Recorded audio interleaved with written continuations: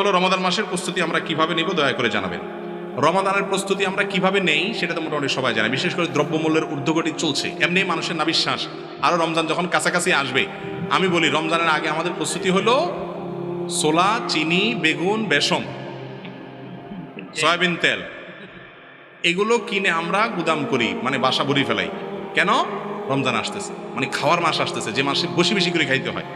যে মাসে আল্লাহ দিনের বেলা খানাই বন্ধ করে দিয়েছে, ওই মাসে তো বাজার সাথে আরো কম করলে চলতো, তাই না?